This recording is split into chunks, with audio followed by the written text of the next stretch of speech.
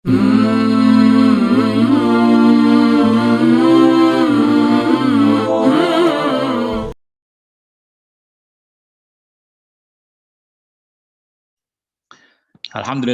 wassalatu wassalamu ala Rasulillah wala haula wala quwata illa billah.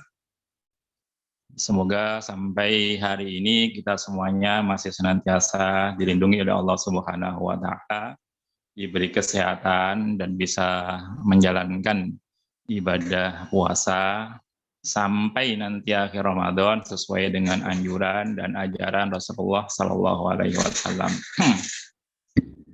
Ikhwani fillah, di pertemuan kita kali ini kita akan mengambil topik tentang masalah mumtaz, ya, menjadi seorang muslimah mumtaz di bulan Ramadan. Kalau saya mau nanya anak-anak ma'had, kira-kira Musa sendiri kepingin mumtaz nggak nilainya? Oh, sudah tentu, Nat. Tentu mumtaz. Nggak mungkin kok ada tolep yang rosip ya.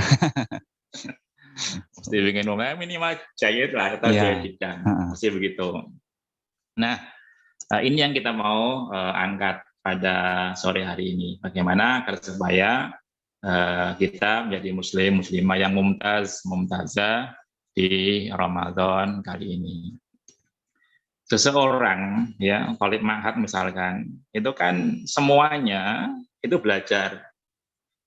Cuma yang akan mendapat predikat mumtaz itu yang belajarnya tegap, apalagi serius, memperhatikan banyak. Nah, itulah yang akan bisa menghantarkan seorang thalibah menjadi mumtazah. Nah, sebagai seorang muslim, setiap hari kita juga beribadah kan? Tentunya. Beribadah sholat, ya, zikir lah, istighfar lah, baca Quran lah, insya Allah setiap hari. Cuma kalau kita ingin mendapatkan predikat yang mumtaz, ya nggak cukup seperti yang selama ini kita lakukan. Ya.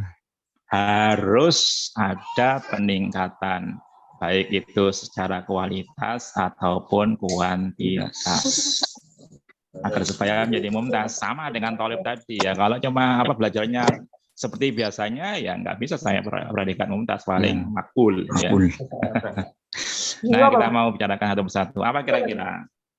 Ini Ramadan itu kan disebut juga dengan syahrul ibadah. Ini otomatis yang kita harus lebih tambahkan ya secara kualitas dan kuantitas adalah ibadah kita. Makanya dulu para ulama-ulama itu ketika Ramadan seperti ini, beliau bilang, para ulama salafus saleh, generasi-generasi yang terdahulu, madho zamanun naum wal kasal waja'a waktul ibadah. Sudah berlalulah ya waktu untuk berleha-leha, ya, untuk tidur dan sebagainya, tapi sudah datang waktunya untuk lebih giat beribadah. Bahkan ada sebagian yang mengatakan sa'budu kama lam a'bud min qabl. Saya di Ramadan ini akan beribadah bagaikan saya belum beribadah sama sekali sebelumnya. Gitu kan? Bahkan ada yang mengatakan sa'akunu minas sabiqinal awwalin. Saya akan menjadi orang-orang yang terdahulu dalam masalah ibadah. Nah, banyak ibadah yang sudah biasa kita lakukan, ada hal yang perlu kita garis bawahi. Di dalam Islam itu ada ibadah yang paling utama, apa? Sholat. Baik. Sekarang kita setiap hari sholat kan? Ya, sholat. Cuma masalahnya kadang-kadang, semoga aja tidak ya, seorang muslim hanya cukup dengan sholat 5 waktu, karena ini yang wajib, yang fardu. Tapi sebetulnya nggak cukup dengan itu, kita harus tingkatkan lagi selain 5 waktu. Begini loh, logikanya begini, ada ilmu sedikit tentang masalah ini dalam psikologi. Nah, Musa tahu orang pacaran? Iya, tahu.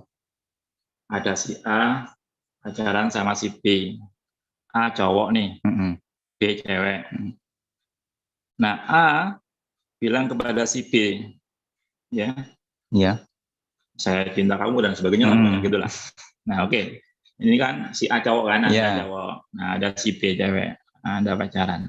Tapi saya mohon maaf ya, ini saya nggak ngajari pacaran loh ya, nggak boleh pacaran dalam Islam loh ya. Iya, Ini iya, cuma iya. sebagai apa namanya ilustrasi aja.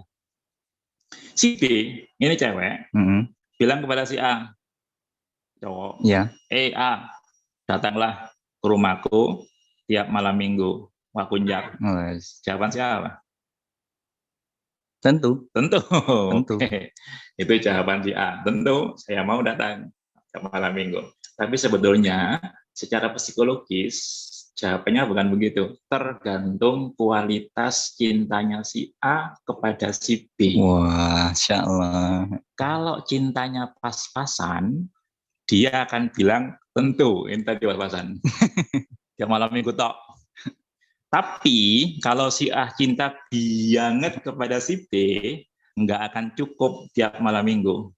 Kalau bisa Tiap hari. tiap hari, tiap malam. Nah, itu logika dalam psikologi seperti itu.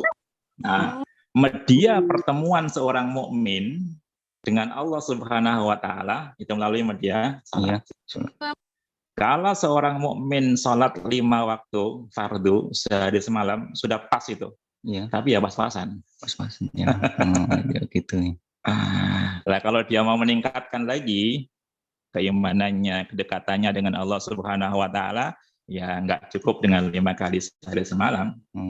Dia harus nambah-nambah lagi Amalan dengan sunnah. salat sunnah yang lainnya. Makanya saya pastikan kalau Ramadan seperti ini biasanya keimanan, ketakwaan orang-orang mukmin itu meningkat. Dilihat dari ini saja. Karena apa? Mereka rupanya salatnya nggak cukup 5 waktu, tapi tambah-tambah dengan salat sunnah yang lain.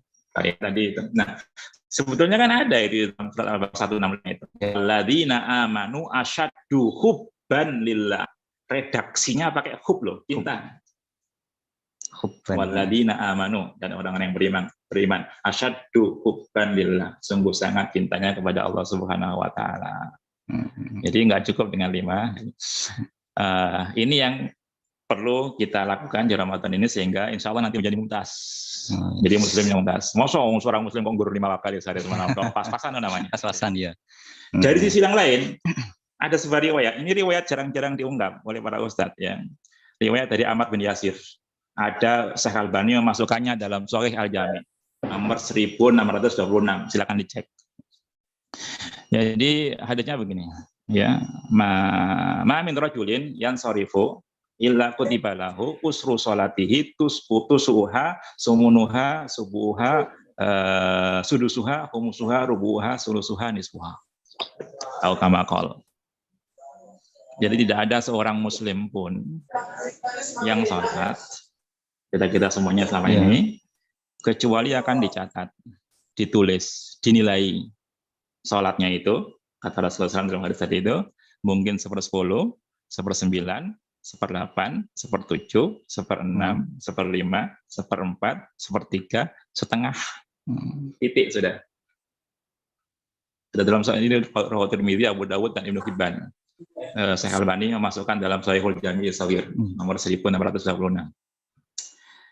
Rupa-rupanya, menurut Rasulullah SAW, sholat kita ini umatnya nilainya setengah tok. Setengah? Nggak sampai 150. Rosif itu kalau 50. Iya. Jemaat ya. Nah, kenapa kalau begitu? Ya kita harus fair lah. Ya, saya sendiri harus fair. Ketika kita sholat Allahu Akbar, Bismillahirrahmanirrahim, Alhamdulillah. Ayat sholat rakaat pertama Insya Allah masih on, masih nyambung lah, masih khusyuk lah.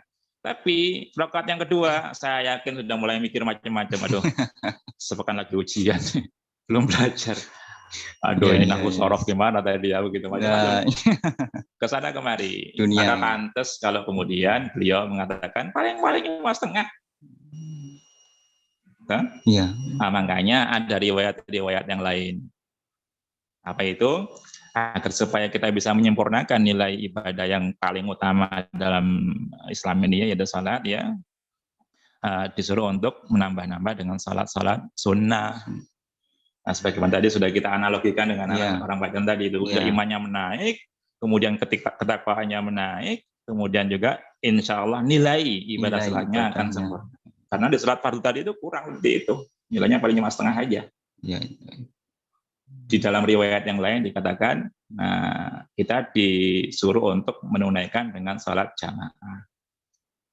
Agar supaya lebih sempurna. Lebih sempurna. Nah, coba antum lihat perbandingannya ya. Ya.